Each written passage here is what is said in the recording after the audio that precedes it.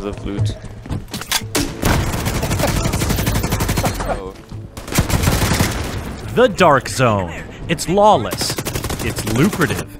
It's plural? That's right. In the Division 2, there are 3 distinct dark zones, each claiming its own unique neighborhood of Washington, D.C., and each with its own stories to tell. She needs help. That yellow shit is blowing all over the place. You wanna be next? They are dangerous places where you can hunt and be hunted by both enemy factions and other players. And the dynamics are evolving to give you new reasons to go rogue and more ways to score sweet gear. Initiating rogue protocol. But the Dark Zones aren't the only multiplayer option we checked out. We also went a few rounds with the new organized PvP modes. Here's what we learned. Crime pays. There's a new way to go rogue for fun and profit in the Dark Zone. Become a thief. Break into a locked chest, or steal the entire contents of a DZ drop, and you'll earn more loot than you normally would. You'll also be marked rogue and become vulnerable to attack from your fellow agents. Watch out, there's one coming for you. But your thievery will reveal a hidden signal. Follow it by completing more rogue actions, and you can eventually unlock a secret entrance to the Thieves' Den. In the Thieves' Den, you'll have access to a special vendor with valuable wares, and you'll have your rogue status cleaned and cleared. Clean loot. Dark Zone extractions are a tempting target for players looking to go rogue and rob their fellow agents.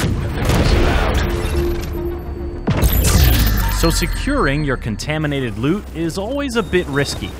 However, in the Division 2, some of the loot you find in a Dark Zone will be clean. That means you can equip it whenever you like, and you can't lose it if you die, so your DZ runs will be that much more lucrative.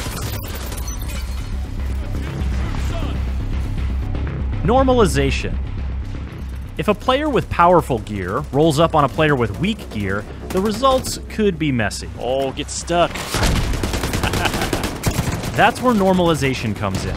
In the Division 2, most Dark Zones will be normalized, which means all gear and weapon stats are brought within a narrow range, so no one totally outclasses anyone else.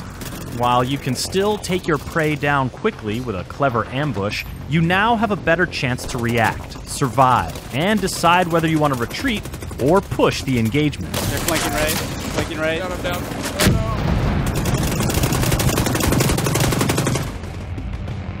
Occupied Dark Zones. Did you catch how I said most Dark Zones will be normalized? Well, once you reach the end game, Dark Zones will start becoming occupied for set periods of time. We can't show you one just yet, but we can tell you that an occupied Dark Zone is not normalized. Got another one down. So every ounce of juice you can squeeze out of your gear will give you an edge. Furthermore, there are no icons telling you who is rogue and who is not.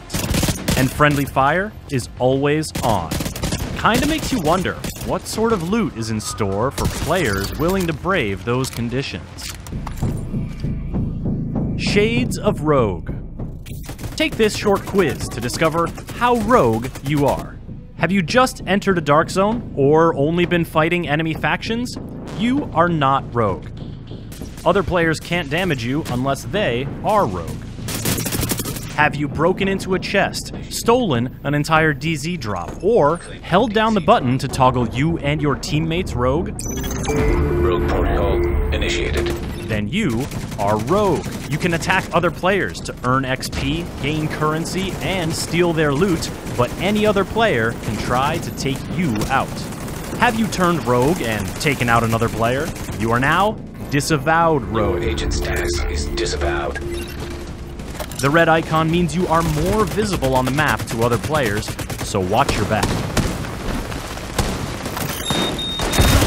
Finally, have you really leaned in to the disavowed rogue thing and killed a bunch of other agents? Then you have reached your final form, Manhunt Rogue. Manhunt now in effect. All players are alerted to your presence. The bounty on your head is sizable.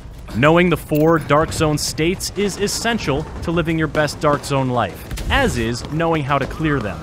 Letting your timer expire without performing rogue actions. Visiting the Thieves' Den. Dying and respawning.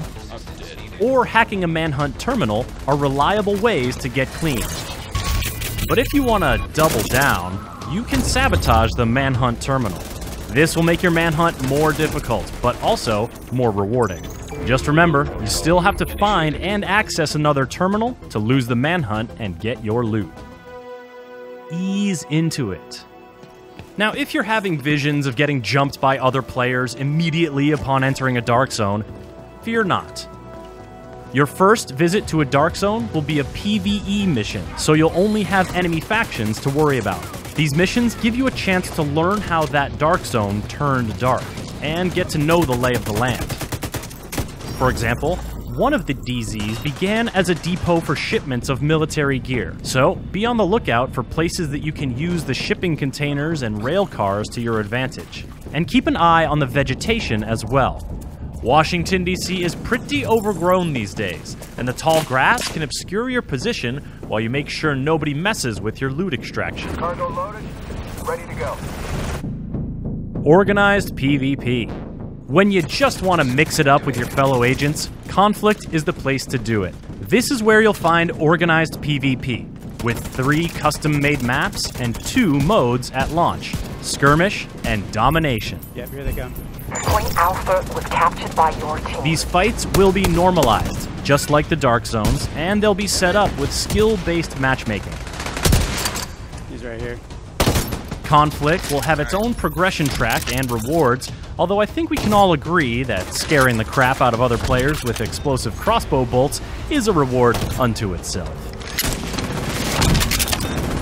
You're going to learn a lot more about The Division 2 in the lead-up to launch on March 15th. You can pre-order now to guarantee your access to the upcoming private beta, or register on the official Division 2 site for a chance to get in.